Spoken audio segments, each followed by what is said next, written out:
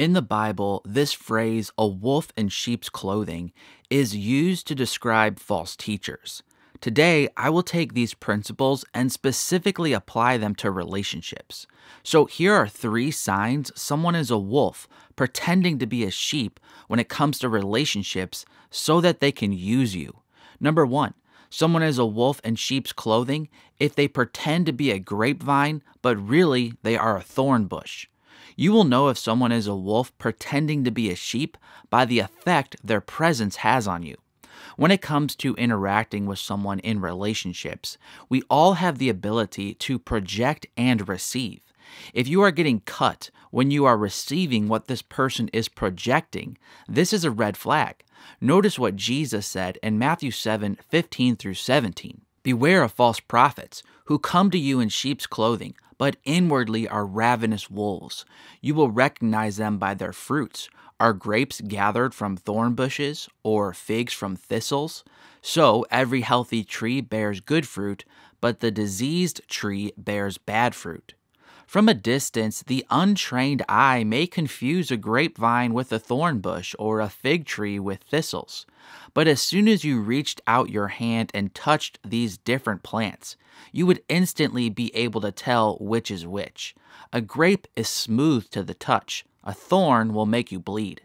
Likewise, when you are seeing someone from a distance, meaning that you don't know this person that well yet, a wolf may be able to hide themselves with niceties and proper social etiquette. But when you get close to someone and actually start interacting with them on an individual basis, you will be able to feel who they really are.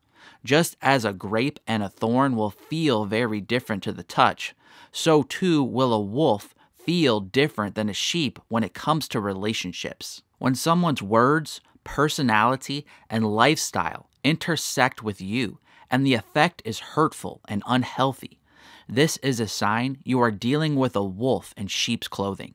Number 2, someone is a wolf in sheep's clothing if they are forever seeking and never finding. One way Christians get sucked into bad relationships is by letting their guards down to someone who pretends to be genuinely interested in learning more about Christ. Christians know they are not to be unequally yoked, as 2 Corinthians 6:14 states, but they allow themselves to get entangled with someone who acts like they are willing to become a Christian if they were just given more time to learn from someone. But in the process of using this as an excuse, through the time they get with you, they are not influenced to Christ. In fact, they are actually using that time with you to influence you away from Christ. Notice what 2 Timothy 3:5 through 7 states. Having the appearance of godliness, but denying its power. Avoid such people. For among them are those who creep into households and capture weak women, burdened with sins and led astray by various passions, always learning and never able to arrive at a knowledge of the truth. Wolves are the type who portray themselves like sheep by acting like they really want to learn more about Jesus. But you know they are lying because all they are really willing to do is pretend to be open to Christ. But in fact, they never arrive at a saving knowledge of Jesus Christ, no matter how much you talk about or share Jesus with them. Again, they are always learning and never able to arrive at a knowledge of the truth. 2 Timothy 3:13 goes on to say, while evil people and impostors will go on from bad to worse, deceiving and being deceived. Wolves are all over the place when it comes to spiritual matters. The only thing that is consistent is their deceit and desire to use you in a worse and worse way the more you get to know them. And number 3, someone is a wolf in sheep's clothing if they are stained with the blood of their prey. Sheep eat things like grass and hay or other forms of vegetation. Wolves eat meat. The same is true when it comes to wolves and relationships. They will try to pretend to be a nice, gentle lamb. But if you look close enough, you will always see the blood stains from their former victims. Hunting is messy. You always get blood on your hands. In Ezekiel 22, God is pronouncing judgment on the violence going on in Israel. The chapter begins in verses 1 and 2 with the lines, "And the word of the Lord came to me, saying, And you, son of man, will you judge? Will you judge the bloody city?"